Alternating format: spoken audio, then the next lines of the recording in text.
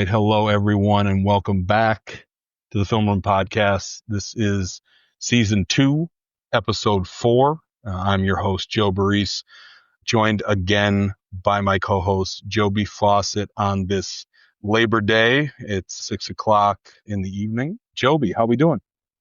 Joe, I'm doing quite well. I'm just a little disappointed, I guess, because I know how much you love the summer holidays, i.e. Memorial Day, Labor Day, the 4th of July. Sure. You like to be out there by the grill with your big white hat and your apron, says I am the cook. Of course. And, get a barbecue going. And you found the time today to squeeze in the podcast because that's the kind of dedicated laborer you are to this product. Right. And I appreciate that, Joe. That's right. But I know your guests were very happy with the early Seinfeld time supper and everything went well. Everything went well at your cookout. So I'm glad you're still going to have the show, though, Joe. Absolutely. Well, I appreciate that. I appreciate you being here.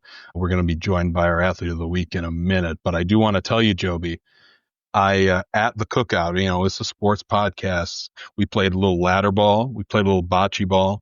And let me tell you, me and my cousin Nick got absolutely smoked in ladder ball by my sister, as you know, Cecilia, and my stepsister Autumn. We got killed, destroyed. It was embarrassing. Joe, and that again is quite a surprise for me because I know you are one of those guys who's the master of inconsequential games. I love those little games. Yeah, absolutely. So it's I was stunned, honestly. Yeah, it's shocking development, but that will lead you to what I'm going to guess is a very committed off season to improving your game. I have to. We rallied. We came back in bocce ball in a big way, but I got to get back out. Once I'm done with this podcast, I'm getting right back out in the backyard and just shooting some ladder ball. All right, so why don't we get going here so you can get it in an early quick time if you can. Yeah, we are joined by our Athlete of the Week, Cole West out of North Pocono football. Cole, how we doing, man? Good. How are you? Good. Hey, we appreciate you joining us on this Labor Day. Joe, let's ask Cole. Did he have a cookout scheduled that you're interrupting? I believe so. I did have a cookout. It was at a pool though, so no games. Okay. No games. All right. Cannonball? Yeah, definitely a couple cannonballs. All right. I know Coach Greg Dolan's going to be happy to hear that you came out unscathed. That's good. Yeah, absolutely. So what Cole did over the weekend on Friday in a 34-21 win over Pittston Area, the junior had 7 carries for 110 yards and 2 touchdowns, caught 2 passes for 81 yards and a touchdown. Also added an interception to boot to improve North Pocono to 2-0. Cole, I think this was honestly one of our better games this weekend, and I think it was an excellent game for you guys. But what did you think of your team's performance against Pittston Area? I mean, it was definitely a big win. I mean, the papers were saying game of the week, so we knew the energy was going to be there. Pittston's a tough place to play. It's a good team we just beat. So coming out with that win, I mean, past couple of seasons, we might slip away with that one, but this year came out with it. So that definitely gives us momentum going into the rest of the season. Joe, I've got to tell you, I got to preface my question for Cole here by saying that, I'm really feeling old because I can remember a couple of years ago, I interviewed Cole for the first time. He was only a freshman back then. And now look at where he's at, winning football games for his team as both a receiver and emergency running back. So, Cole, I have to ask you, you've been already a pretty dynamic playmaker as a receiver since your freshman year. What was it like to be in the backfield and taking that wildcat snap and kind of playing a little bit of a different position on the offensive side? I mean, it was awesome. I mean, I would do whatever the team needs me to do, but with the line we have there, I was able to find some creases and help the team out. So, I mean, it's definitely a switch going from wide out to quarterback / running back, but it's awesome. However I could do to help the team. Absolutely. Cole, it's got to be, obviously you're already a big part of this team, but especially in the second half when, it's crunch time and you really need to step up. You stepped up and the team really leaned on you in that second half, or it seemed like. What is it like to, have that kind of that for your team to have that kind of trust in you, and what's it like kind of being the man in that second half? I mean, it's special and it's awesome that the team trusts me, the coaches trust me, but it starts up with everybody. I mean, from the line to the receivers, running backs, everything. I mean, we lost Joe, which is a tough loss early in the game, but as a team, we just played through it. I mean, we could have sat down and just hung our heads, but we just kept going and going. So it's definitely awesome. Cole, Joe Brisky, starting tailback, he's been hampered by injury, something terribly in his first 2 seasons here. So in that situation, I mean, look, the atmosphere had to be incredible. Oh, definitely. This game. So for you, and you get called upon to come in, mentally, what did you kind of say to your teammates in the huddle? And when did you kind of get the emotion of the moment here? The game was so back and forth and so intense. I imagine that played a part in, too, that you wanted to play a little bit extra for Joe being injured again. I mean, definitely. I mean, we look into our bleachers and every seat was taken. North Pocono fans were across the gate. So it was crazy seeing that, and with the energy. And then how the game just went. I mean, we were up 14, and then they hit a quick touchdown before half. And it just kept going back and forth from there. We'd score, they'd come back. We'd score, they'd come back. So as a team, I think it really helped us that we calmed down. That's what I was trying to set in our players, is just, all right, we got a game going. We can't get too overhyped with it. We got to stay in the moment. Definitely. Cole, it kind of seemed like you were alluding to, and this is a question I want to ask, that maybe in past years, maybe you guys would have lost this game. You guys were definitely a young team last year. What makes this team so special, do you think, this year? I feel like you guys have high expectations, not only from the outside, but I think you guys have high expectations of yourself. Definitely. I mean, our team has the expectations. I mean, there's people giving us hype, but we have it in ourselves. But definitely, we were young last year, and we would lose those games. But this year, I mean, going in a tough environment, being able to win that one just shows what we're going to be this year. And hopefully it'll push us forward throughout once we get into the meat of our schedule. All right, Cole. So listen, I'm a track guy. So, you had a terrific spring, set a school record in the triple jump, had an opportunity to go to the state championship meet and compete in the Class 3A triple jump. First, I want to ask you, what does it mean to an athlete like yourself, coming from Northeast Pennsylvania, you're a sophomore at the time, to see that setting at Shippensburg University and then go out there on the field and perform against the absolute best athletes in the state? Oh my God, it was crazy. I mean, we got there. It wasn't as bad, but as the day started going, I mean, every seat was taken in a giant Shippensburg stadium. I looked up and there wasn't a seat available. People are all around the fence.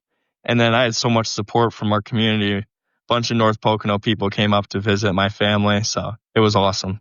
Absolutely. And I'm a basketball guy. So I'm curious about, I always love to see athletes, and especially at the high school level, playing every sport they can. You've got football, you got basketball and track. What is it like for you to balance those sports and, just going from one to the other? I feel like that could be a little difficult. So what's it like balancing those 3 sports? I mean, it's definitely difficult. You're trying to train for all 3 seasons all at once. I mean, yeah. You're going from football, you lose, next 2 days, you're right at basketball. Give yourself a tiny break and you're there. And then same thing, once you're done with basketball, it's race to track. So, but then you're just trying to train for the next season you have. So it's about like 3 in 1. You're doing everything during that month. It's tough, definitely, but it's what I want to do. So. Cole West from North Pocono, our Times-Tribune Athlete of the Week, joining us here on the podcast.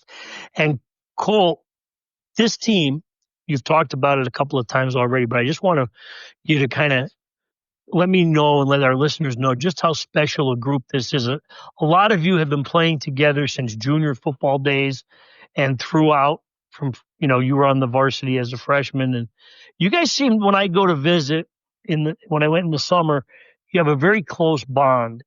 And how important is that for a team that does have some high expectations based on what happened at the end of last season? I mean, definitely. I mean, I'm playing with my best friends out there, kids I've grown up with since all I can remember. Been hanging out with them from years, whether it's basketball, baseball.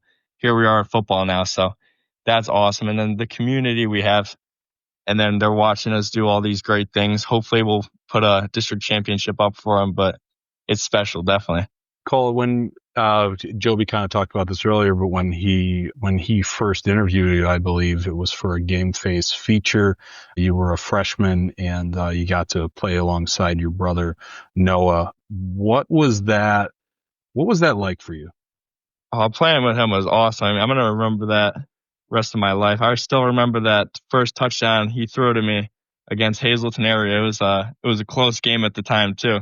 That put us at the lead, but that's something that I'll always remember. I mean, my family still talks about that. We have pictures hanging up in our wall of that article. So yeah, that was one of the greatest feelings.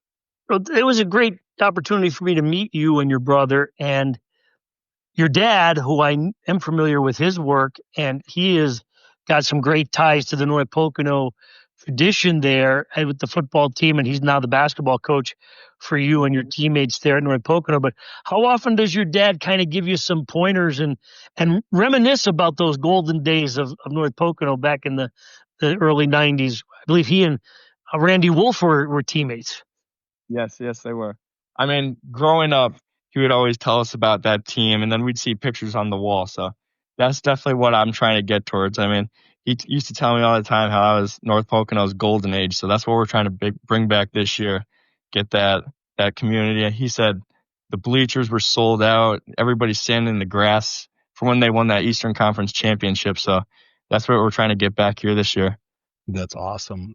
When did you get your start playing football? Like how did that all start for you?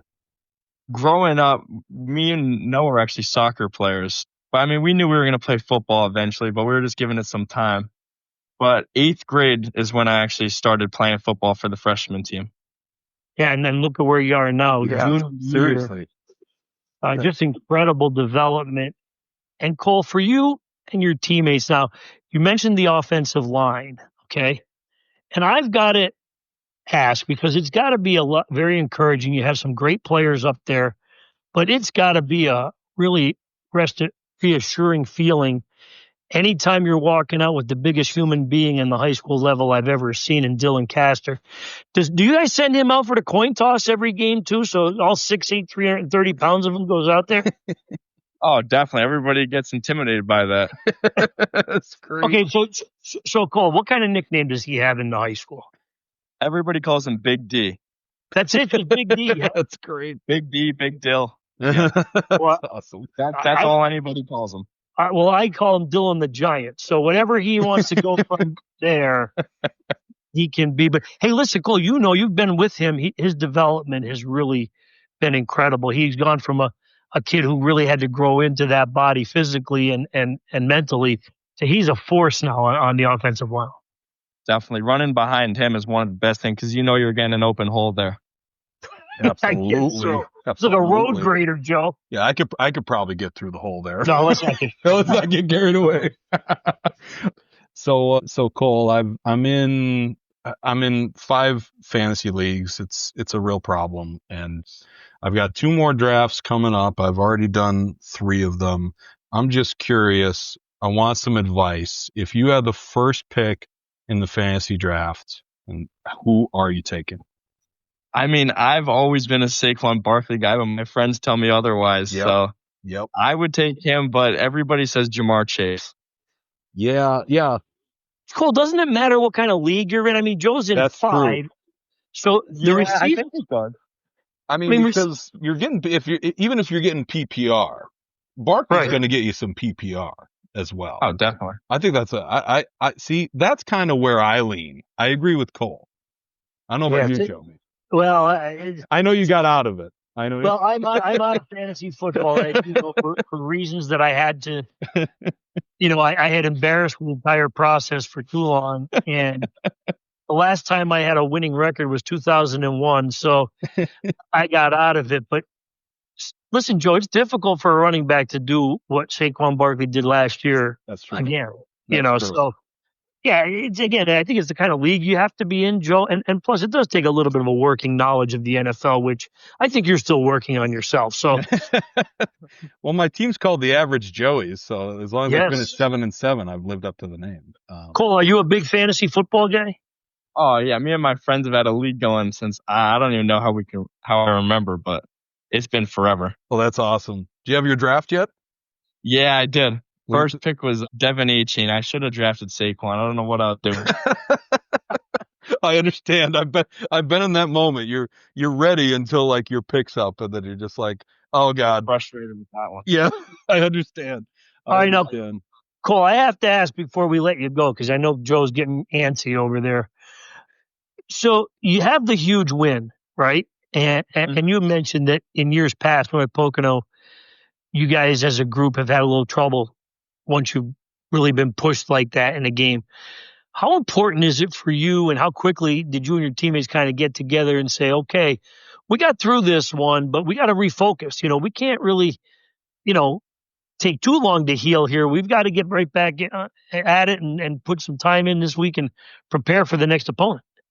Yeah, definitely. I mean, that win after the game was awesome. I mean, the team was celebrating on the bus. We always go out to eat at McDonald's after the game.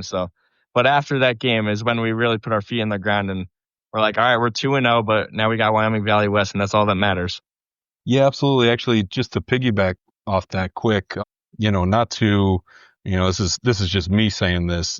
You feel like Valley West is a team you guys should take care of, maybe Wallenpaupack as well. But then your schedules, Abington, Dallas, Valley View, Scranton, Delaware Valley, Scranton Prep.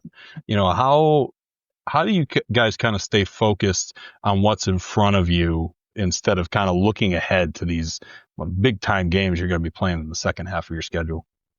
Yeah, we definitely have those games circled on our schedule, a big red dot on it, but we just got to stay 1-0 every week. I mean, if we go past Wyoming Valley West, it's going to be a trap game, and we know what we should do, but we just got to stay on them, and that's all we care about right now. You guys certainly are off to a terrific start. That's for sure. And Cole, that's an impressive second half in a big atmosphere and a big time game. And that's a physical game too. Are you feeling pretty good, healthy after that game? Yeah, I'm good. I mean, a little bit sore, but that's what's going to happen.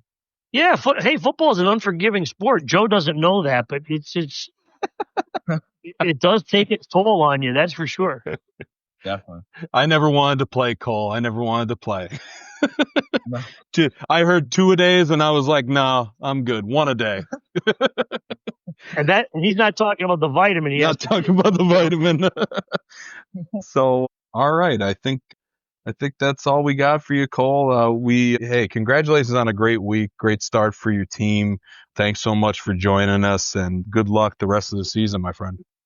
Thank you. Thank you guys very much. All right. Congratulations. Cole. Have a great rest of your season. I'll see you guys soon. All right. Thank you. Bye.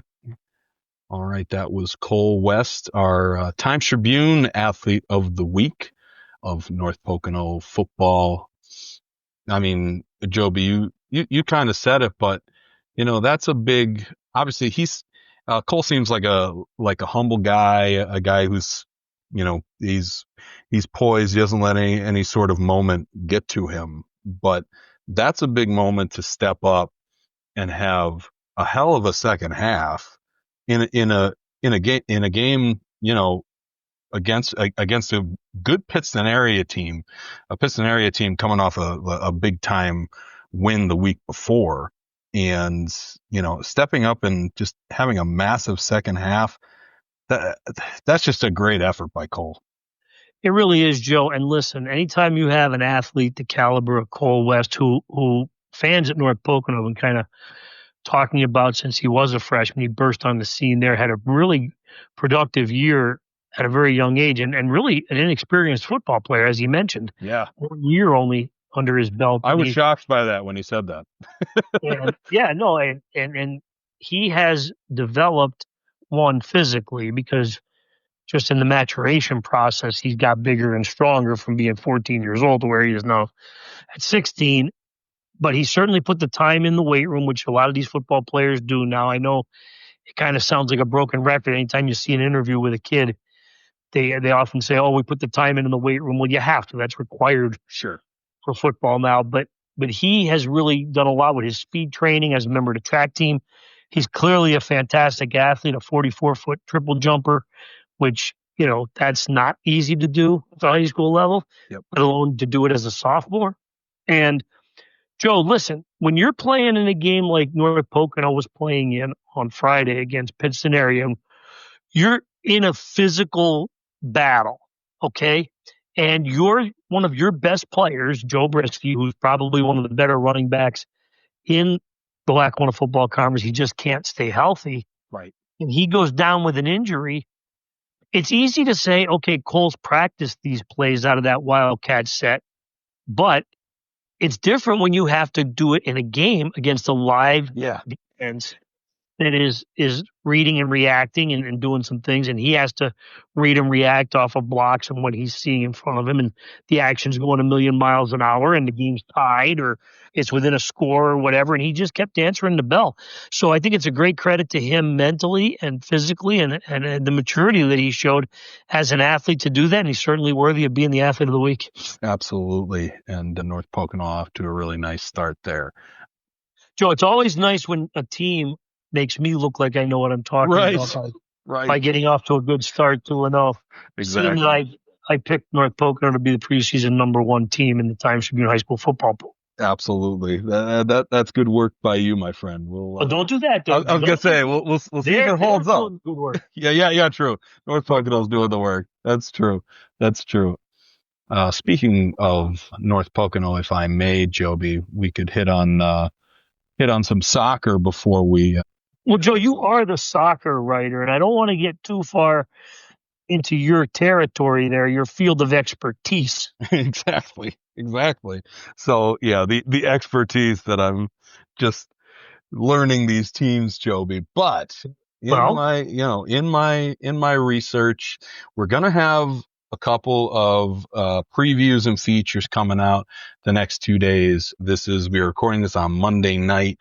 I'll get this out as soon as possible. But on Tuesday, in the print edition and online, we have a feature on Rocco Rava of North Pocono, a dynamic player. He's only a junior, and so far this season, he's scored or assisted on every goal North Pocono has had except one. So he's, his goal this year is to not only score himself, but facilitate the offense. He's doing a great job of that. So there will be a feature in Tuesday's paper, and again, online, and included in that is a small little breakdown of Division I, Division II, Division III of boys soccer. We're looking Division I. We're looking at Abington Heights. Appears to be the favorite according to coaches. And why not when you have your Times-Tribune Player of the Year and All-State selection Nico Bustos returning, as well as All-Region player Joey Pivorato, a few second-team All-Stars as well.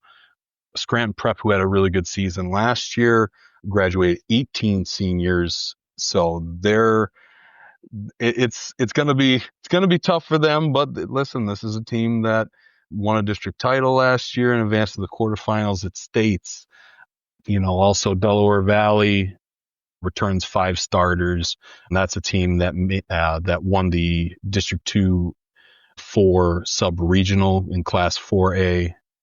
In Division 2, there's a lot of turnover here. Dunmore won Division 2 last year, and it appears that they're the slight favorite to do it again, despite losing a lot of players from last year, including, of course, Tommy Clark, a 4-time All-Region player, I believe 2-time All-State. But yeah, all these teams, West Scranton had a very solid team last year. They graduated a ton of talent. Lakeland graduated a ton of talent. Mountain View returns 7 starters. So really, Mid-Valley actually returns 10 starters. So that should be an interesting division. A lot of turnover. In Division 3, Old Forge and Riverside, they battled for the league title last year. They will probably be battling for it again. I think they're both favored in that division, with Old Forge returning all-region player. They graduated Miguel Vega, but they do return some first-team All-Stars in Logan Fanning, William Garcia, Nick Salerno, and second-team All-Star Ryan DeMarco. Riverside returns 10 starters, so that should be an interesting battle between them. And then I believe Elk Lake has a pretty good team as well. Holy Cross returns 10 stars. Montrose returns 11 starters. So should be an interesting boys season in the Lackawanna League. That full feature and preview, along with capsules, which will include the rosters of every team, will be in Tuesday's paper. Moving on to the girls, I did a feature on Sophia and Karina Getter, and that'll be running in Wednesday's paper. It'll also be online Wednesday. This was a fun one, Joby. I really found the Getter story interesting, as well as their coach is their father, Chris. So, Karina, she worked her way back from an ACL tear last year. She's back on the field now. And the funny thing is that Sophia is an Ohio State commit. So, Joby, I'm going into the interview. And it's like, being a Michigan fan, I'm gonna bust her a little bit about that. Mm-hmm. So I go in and I say, commit to Ohio State. I'm a Michigan fan, and she says, "Yeah, me too." I just thought that was so funny that they're actually a family of Michigan fans. Well, whether she believes it or not, she's no longer a Michigan. Oh God, no, not at all. She may have about 9 months left to root for. Yeah, I was gonna say, not at all. Yeah, but when she arrives on campus, yeah, exactly. So that was a fun story for me to write. And when it gets to kind of previewing the season a little bit, that Abington Heights girls team is obviously very, very strong. When you're returning one of the best players in the state, in Lilia Calvert, I mean, that's enough on its own. But they're also returning all-region players, Allie Rothenberger and Lauren Bartel. This is just an excellent, excellent team. Valley View had some tough losses to graduation. Eva Canaveri, Shannon Gillen, but they do return all-region goalkeeper Amelia Rux, who I saw play a couple times at the end of last season, and she just played lights out, absolutely lights out. So I'll be interested to see what happens with her this year. I believe the term is standing on your head, or is that just for hockey, Joe? Joe, you're way out of my knowledge here. So I should just keep talking. All right. Well, because it's soccer, and yeah. No offense to soccer anywhere. Or, right. The only football I played was oblong. So yeah, that's and obviously Mid-Valley is also in Division 1, a very strong team, returning 10 starters, as I had mentioned, and they've got some talented freshmen. With Scranton Prep as well, was the team that advanced to the District 2 Class 2A final last year. They return first-team All-Star in Eva Kazuba and some second-teamers, Cecilia Haggerty, Lola Polazari, and Kira Stofko. In Division 2, it appears to be wide open. Honesdale won it last year, but again, they only returned 5 starters, so that one's kind of wide open. And there are only 2 divisions in girls soccer. So, but again, that will also be in Wednesday's print edition. It'll be online, as well as we're about to kick off the Lackawanna League seasons in boys and girls soccer. Boys will start Tuesday and girls start Wednesday. So get excited for all you soccer fans out there. We'll be full force into that. And yeah, Joby, it's September. You believe it? Joe, yeah, listen, September, we turned to flip the calendar. Mm-hmm. And you mentioned Ava Kashuba there from Scranton Prep. She's going to be an outstanding player for the classics. She's, of course, a multiple district champion and a state medal winner in swimming. Yep. I believe she also plays softball. She's a great multi-sport athlete there at Scranton Prep. So just so we clear the deck right off the bat here, Joe, her father, Bob Kashuba, was a teammate of mine at Lakeland. If we ever get a chance to have her on, I'm going to tell some wonderful stories about the type of athlete he was. You know how often I tell you about the opponents yeah. who I played against who were pretty tough characters? Well, Bobby Kashuba, he was about 205, 210 pounds at guard, okay? And most people look at that and say, he's not that big, right? Okay, well, he was big into the weight training back in the 80s, and he was a big, muscular dude, but he was also, let's say he was 215 tops, right? Yeah.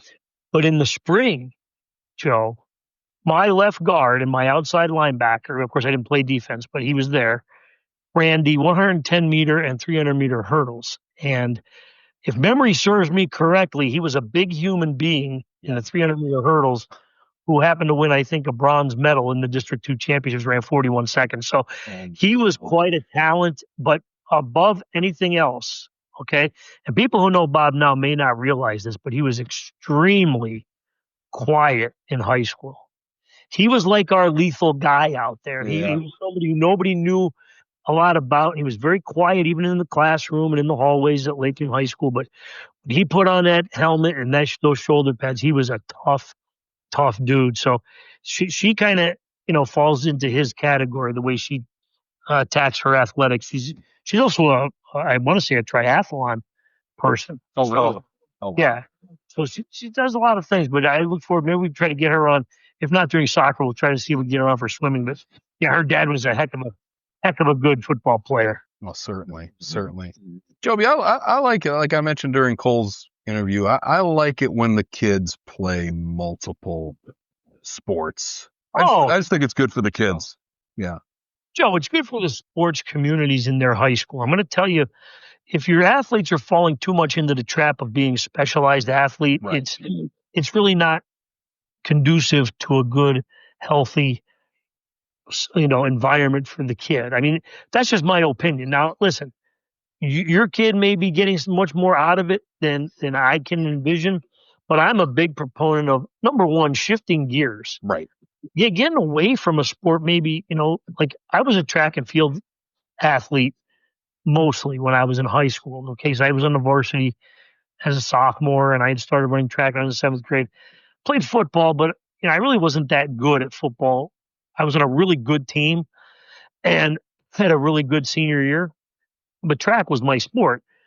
But it was good to not have to run track all year round. I mean, you wouldn't want to do that. Right. Exactly.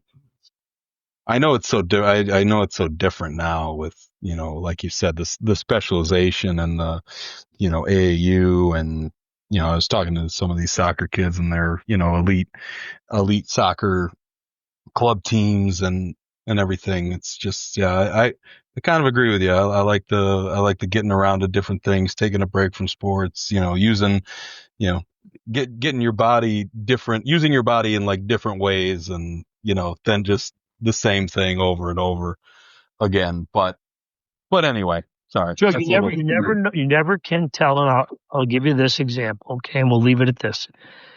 Anybody who grew up with me or competed against me would have told you or believed that I would have gone to college as a track and field athlete. Okay. That's how educated I was. And really not a very good football player. And I was fortunate enough to be on a very good football team. And, I ended up with a scholarship to play football in college. Right.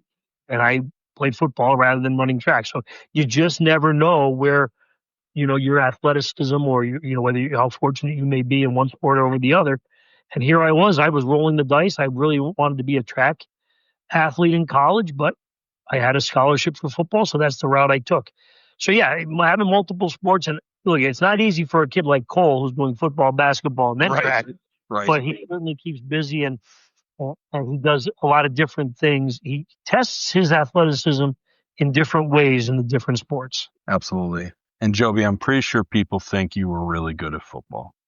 Well, they'd be mistaken, Joe. The numbers don't lie. That's what I tell you. So, Joe, I will be the first one to stand up and say there is not that team, and so often I kind of downplay where we rank historically just because I'm a member of the media and you don't want to kind of be puffing out your chest too far like some of these guys on podcasts. But I will tell you that team that I played on historically would rank among some of the very best this area has ever produced. We had a lot of college football players at a small school up here in the farmland of Lakeland. Absolutely. And, I think we had 4 Division I players on one team. That's not bad. Right. That's not a bad deal. That's pretty good, Joby. That's pretty good. Joby, I don't know if do you want to move to football or is there anything you want to touch on before we move to football? Before we move to football, Joe, what I will tell you is the high school girls volleyball season has gotten off to a good start. Okay. I really think this is an extremely deep field of teams in the Lackawanna League this year. And I'm really looking forward to seeing a couple of these matchups. Now, they're, as you and I like to refer to on the West Coast start times, their 6 o'clock is a first spike. Okay. So yeah, that's a little past my bedtime these days, but we're going to try to get to a couple of the matches. But I only say this because right out of the chute, we know how talented North Pocono is, and I know this is not a North Pocono podcast, but North Pocono's girls volleyball team, of course, Player of the Year, Mia Suma from last year, and Pia Zangardi, all-region player who's returning. Pretty good team, and well coached there by Alex Zero. So they played and opened the season against Montrose, a team I believe was 4-12 last year, 5-11 last year. And Montrose went 5 sets with the defending champions, North Pocono, in the opening matchup. And I think that tells me all I need to know about just how deep the talent is going to be in the Lackawanna League this year. And I think there's going to be some real intense matchups. If you got a chance last week, Joe, I went to the media day on what was supposed to be an afternoon off and did a lot of the interviews with several of the players. We have some all-region kids coming back. In addition to Mia Sumer, we have, across the board, teams with standout players. Addison Kilmer was our female athlete of the year last year. But she's back to lead Mountain View. They had a big win over the weekend in a non-league match against Northeast Bradford, the team they played in the state quarterfinal or for first round last year. So, she's an outstanding player back in all region talent from last year. So Lauren Beamer from Western Wayne, she's a collegiate prospect. She's a dynamic player on the front line. We have Amanda Dempsey from Dunmore coming back. So I'm really looking forward to the girls volleyball season this year. And Joe, really quickly, I don't want to take up too much of your time, but girls tennis, we have not had the big Montrose Scranton prep team head-to-head matchup. That is coming up next week. But we did have Montrose play Abington Heights head-to-head, and Abington Heights was able to win that one 3-2. The Evans sisters, Kara and Anna from Montrose, won at number 1 and number 2 singles. And then Abington Heights, as is often the case, the depth came into Sammy Rosenstein and the doubles teams at Abington Heights were able to pull off the win. They're 3-2, so Abington Heights is still undefeated in Lackawanna League girls tennis, but we still have Scranton prep to play Montrose this week coming up. And Joe, I know I have to mention this is West Scranton is again undefeated, off to a great start. Coach Devin Scott does a fantastic job with this program. Joe, I did some of the data, I want to say a year ago, before she took over as the head coach at West Scranton. Now remember, she was a really good player at West Scranton as well. She has won double-digit matches for West Scranton, I think, every year that she has coached. And before she got there, I don't think the West Scranton girls tennis program won 1 or 2 matches a year.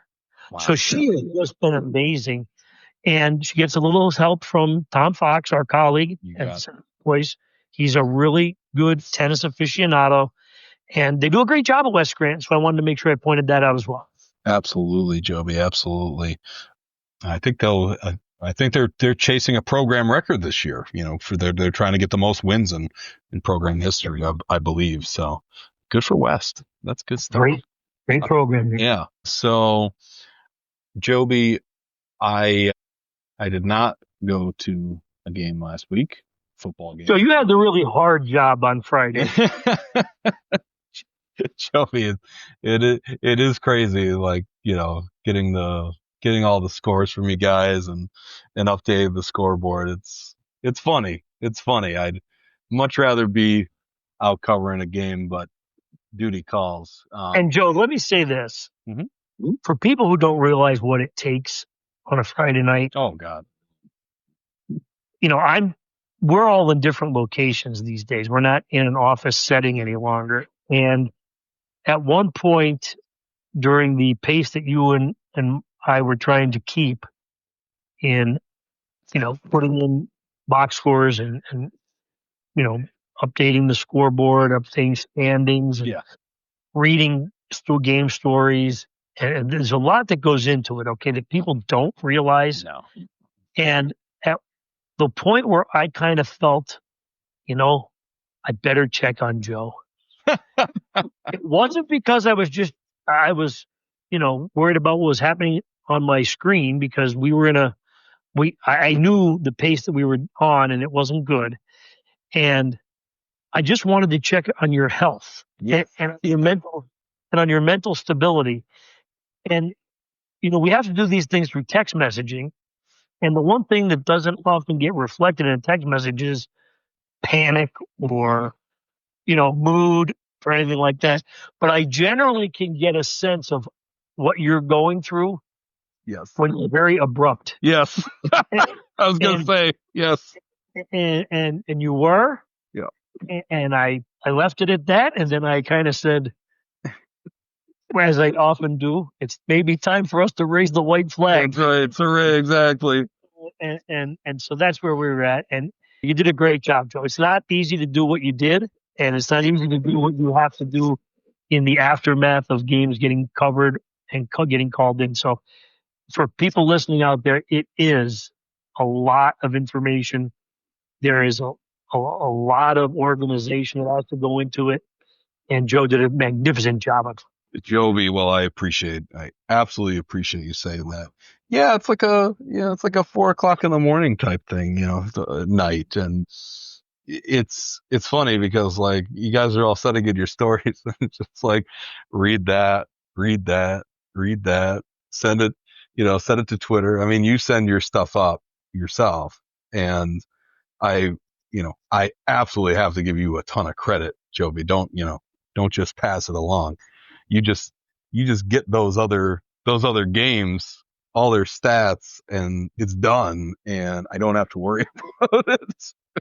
Well, Joe, it's funny because we are separated by a lot of miles. Yeah. Yes. We aren't really in communication distance, and it worked out. It's not easy, and don't give me too much credit, but there is nothing quite like, crawling into bed, turning the computer off at 2:30 in the morning, getting up at 8:30 in the morning to start kind of putting some things together, get organized, and then driving to Susquehanna for the battle for the Bluestones. Exactly, Joby.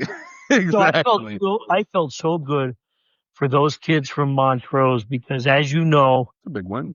Montrose has been through a lot, over the course of the last 5 years, and it really has extended into about a decade now. Okay, if not long. All right, it's really been a tough go. There have been a lot of times when I had to make that phone call to athletic director Joe Gilhool, or is the program going to be up and running? Or are you going to have a season? Are you going to be a member of the league? Those are hard stories for me to have to do, Joe, because I don't want to see the demise of any high school athletic program, and certainly not a football program that produced Chris Snee. Of course not. You know, Right. Right. it's this is a rivalry game. I wrote a column today, Joe, which I know you read Of because you course. read everything. That's right. And these are two programs, Susquehanna and Montrose. You know, it would be a stretch, and they know this, that for them to contend for a championship, you know, in the near future, okay, Yep. or in its most recent past. So this is their Super Bowl, and this game means a lot to the kids on both sides, and it really means a lot to the two communities. There were a lot of fans there at the game. It was very exciting. Now, there's someone asked me, "Is this an instant classic?" Or said, "Please don't use the phrase instant classic," and I won't mention who said it, but yeah, no, it wasn't great football, okay, but if you can appreciate the fact that these kids practice too, we hear that phrase so often, Joe. And this game meant a lot to the kids from both programs. And when the final seconds ticked off and those kids from Montrose celebrated really the first meaningful win for them in probably 10 years. Right. Well, It was pretty neat. It was pretty neat to be a part of. And really, Joe, when you're out there on the field, the post game, you've been there a couple of times for big wins, for programs. They had kids crying. Yeah. I mean, that's how much this win meant to those kids at Montrose. So I was glad I made the trip north to William Eminger Memorial Field. And Joe, I'm always very welcome up there by the Susquehanna administration. Rich Emmons, a good friend of mine. Kyle Cook, the head coach at Susquehanna, very gracious in defeat. And everybody treats me well up there on the sideline. So it was a lot of fun on Saturday. Definitely. Joby, just to give us an idea of how long it's been since Montrose won. Well, it was 2015. That was when I started in the sports department, and I covered that game. See that, Joe? 3-0 Montrose. You did cover that game. Correct me if I'm wrong. Your hair was a lot darker back then. It was, and I had more of it. Yeah. So yeah, that just gives you an idea. So that's obviously great for them. Joby, we're obviously a little short on time here. Go ahead, I'll be quick. But yeah, just to kind of take a look back at last week, do you want to talk about your Lackawanna Trail Western Wayne game that you covered? Yeah, Joe, I was glad I got a chance to see Isaac Ryan, our athlete of the week last week. I don't know how often I'm going to get a chance to see him play this year. And he was outstanding. And Lackawanna Trail has a great offensive line, very physical, very experienced, played much better defensively this week against Western Wayne, which is a young, inexperienced team, up-and-coming team, and walked away pretty impressed with Lackawanna Trail. But I will preface that by saying the opponent gets much more difficult this week when Lackawanna Trail goes on the road to play at Berwick. Absolutely. That's a nice game for them to have on the schedule. It'll be Joe, Lackawanna Trail, 3 straight Class 3A teams out of the chute. Yeah. Second year in a row that the Lions are doing this. Lions, by the way, are a Class 1A team. Yeah, exactly. So, Joby, a few of the things from last week, Abington Heights getting a 37-10 win over West Scranton. Dunmore bouncing back against Old Forge, winning 45-7 after a tough overtime loss to Riverside. Wampaupack beat East Stroudsburg North 41-6. Delaware Valley, and they end up losing 49-42. But what a game up there against a very good Jersey Shore team. Joe, 1,100 yards of offense between the two teams. Yeah, that's a lot, Joby. I'm glad I didn't cover that game. Oh, it probably lasted about 5 hours.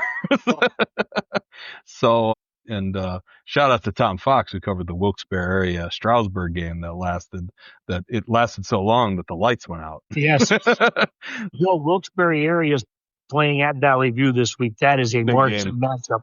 Big game. And speaking of Valley View, they're able to pick up a win at Crestwood 24-13. We also have Carbondale beating Anacoke 37-2. Scranton had a nice bounce back win, just beating Valley West 45-7. Lakeland beat Holy Cross. My alma mater moves to 1-1, while your alma mater moves to 2-0, 53-6. In that one, Riverside held on against Hanover Area 34-31. Joe, nice segue there to what is going to be our game of the week this week. Lakeland at Riverside. I was going to say, let's move on to that, Joby. What that's going to be an interesting game. Granted, I gotta be honest, I don't even know what to expect. Right. I'm going to see the best lineman in the league. Right. Exactly. Baress, who, by the way, stunned everybody in Lackawanna County hours before kickoff against Hanover Area by decommitting from Rutgers. So we'll see where he's headed. The decision process now starts over for him. He'll start taking some visits here next weekend, and we'll see what happens with Tavion Branch. But before that, I'm going to get a chance to see him play against Lakeland on Friday night. Absolutely. I think either Florida offered or they've re-engaged with him now. I'm not sure, but I think. And he got an offer from Auburn. Offer from Auburn, so that'll be interesting to follow as well. Joby, you're going to have a game face coming out on Friday, obviously. So, Joe, I did that assignment this afternoon. I know you're short on time here, though, but I met and will be featuring one of the Abington Heights' really standout players in Cade Sespico. And he's been around since a freshman. And when you find out about how talented or well-rounded a young man Cade is, Joe, I think the entire reading community here in Northeast Pennsylvania will be shocked at what a fine young man he is and an outstanding player as well. So we got a chance to do that today. My good friend Chad Sebring did the photos. So nice. We'll see how that all plays out. So that'll be in Friday game face. Don't miss it. Don't miss it. Absolutely.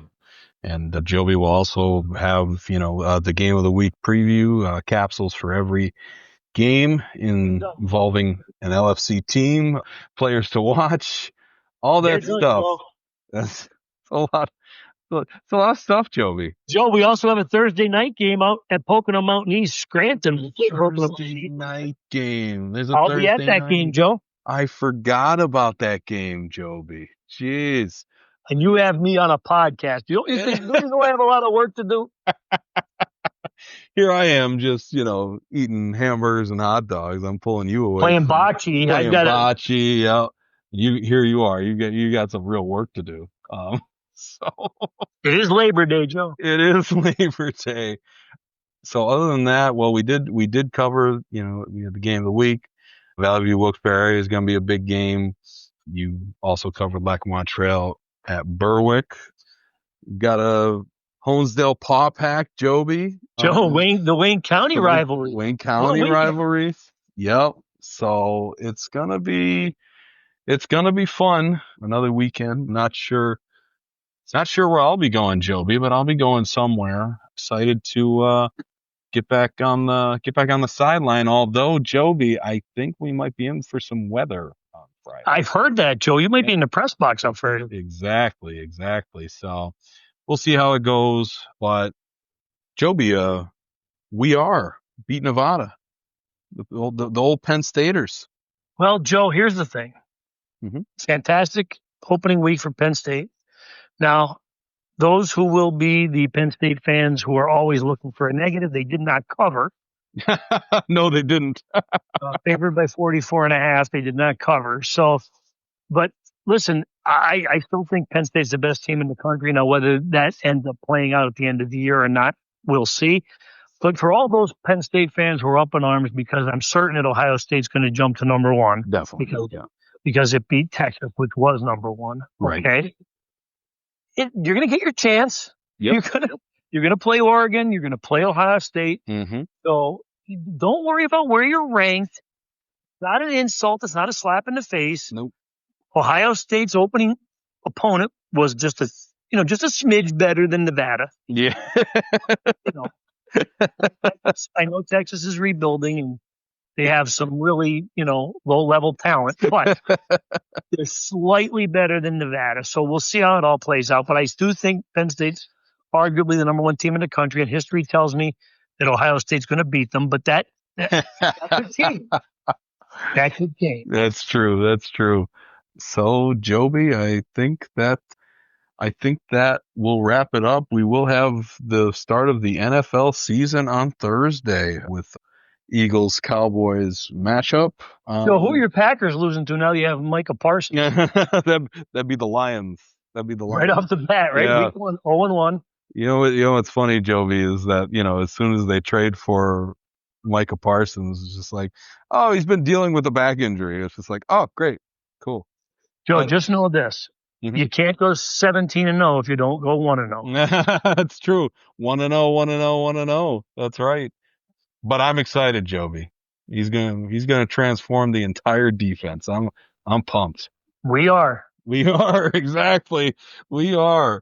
So I think that'll do it for this latest episode of the Film Room podcast. Joe, I want to thank Cole West. He was fun to talk to. And Yeah. my money is on the Dylan Castor won the cannonball contest. It's probably right.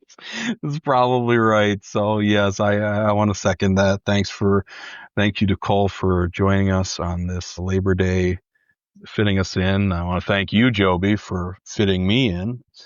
Glad we're able My to pleasure, do this. Yep. So again, follow us online, the Times-Tribune.com/sports. Follow Joby's Times-Tribune Facebook page, Joby Fawcett, the Times-Tribune. Follow us on Instagram and Facebook, Times-Tribune Sports. Follow us on X, where you get all our football scores up to date. You can also follow on the web.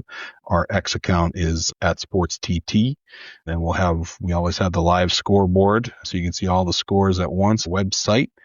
And that's it. I think we got a lot of good stuff coming this week, Joby. I know that You've done a lot of work this week, Joe, and I look forward to seeing those soccer previews. Now get out there and cook those hamburgers for